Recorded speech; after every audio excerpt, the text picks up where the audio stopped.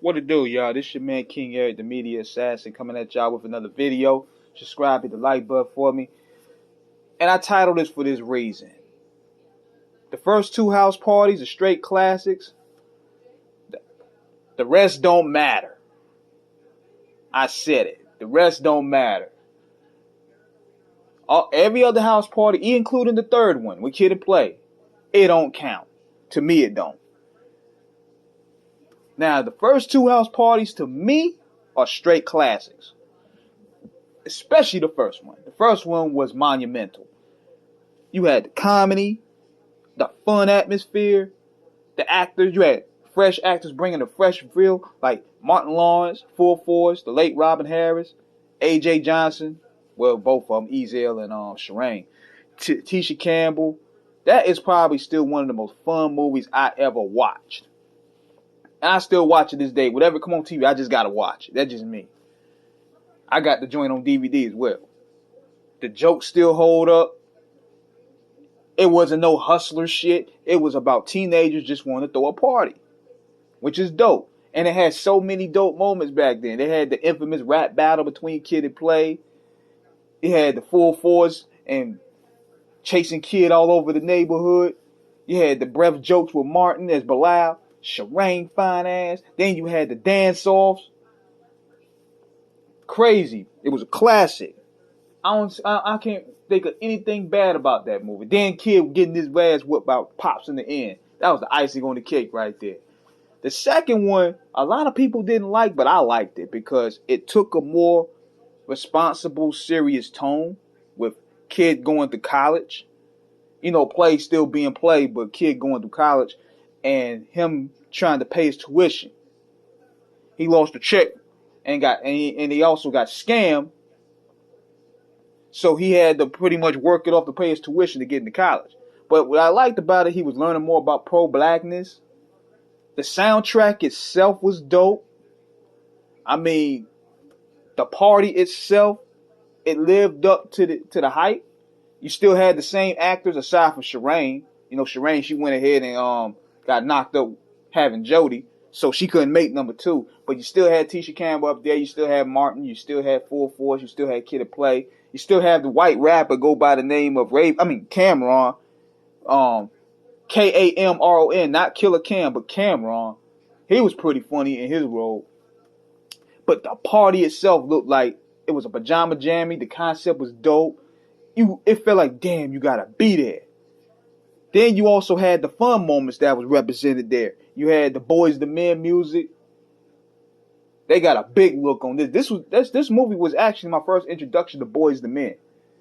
When they played It's So Hard to Say Goodbye, and they played the other joint through the chase scene. But what was dope to me about House Party 2 is that it also showed the grind behind college life. And it also didn't totally dismiss the house party thing. Because it was like 40 minutes. See, people were probably impatient. They were like, damn, how come they're not even partying through the movie? It made sense because he had to throw a party so he could get his tuition. So it made sense. Then you had the funny chase scene, musical performances from Tony and Ralph Tresvant. Then you had Kid and Tisha Campbell's relationship. You had Queen Latifah up in there. It was dope. It was dope to me. Now, the third one, I wasn't really feeling. You could tell they probably did that for a payday. They tried to squeeze some juice into it. Martin wasn't there because Martin was doing his own thing. Robin Harris, he definitely was gone. Full Force notably wasn't there. So they tried to bring in new actors like Chris Tucker. They brought TLC. They brought Stinky. And it was okay. But it didn't match up to the first two. Now, the rest of these other movies didn't hold up to shit. The one that Marcus Houston did, whack. There was another one that came out years back, straight corny. It had a white dude up there. I don't know his name, but it was corny. But this one here, it seemed to follow that lane. And I wanted to give it a shot because, Kid and Play was they actually co-signed, just like they co-signed the other one. But then again, I'm like, just because they co-signed don't mean it's good. They just want a bag. But this movie here, it seemed like they just shot it in 24 hours. It shows.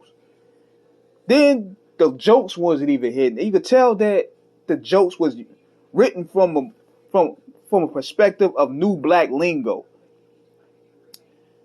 I knew when I seen the white guy come over there to LeBron's house talk about, oh, Black Lives Matter. I knew this is what we was doing. This is where we was going.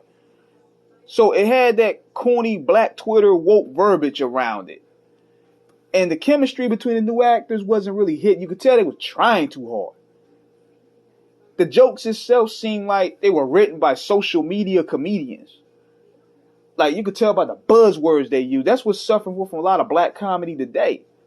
So the movie been out for a week, and then nobody that could tell me anything memorable about it. Then they figured we want to compensate for it. They want to bring every celebrity up there. They bring Wayne up there. They bring Snoop up there. They bring AD. They bring Big Sean. We don't need all these rappers up here, man. That don't mean that the movie's going to be good. They brought almost the rap game up there, but that don't mean nothing. And then, you know, they had Kid and Play up there. They thought, oh, because Kid and Play co-signed it, they thought because LeBron James' idea was that we're going to just automatically just give it a pass. Nah, son. This is straight WWECW status. You leave stuff alone, man. Let the classics be the classics. Kid and Play look like they couldn't even do a two-step. They look like they could barely even walk into the damn party. They weren't there for probably there for like 3 seconds. But these movies don't count, man. The only ones that count to me are the first two. That's because it had some juice in it. But after that, none. So that's my thoughts about these other house parties, man. They straight recycle bin status. This one here might be in Tubi within 6 months. Watch. So this is King Eric signing out. Let me know what you guys think. Holla.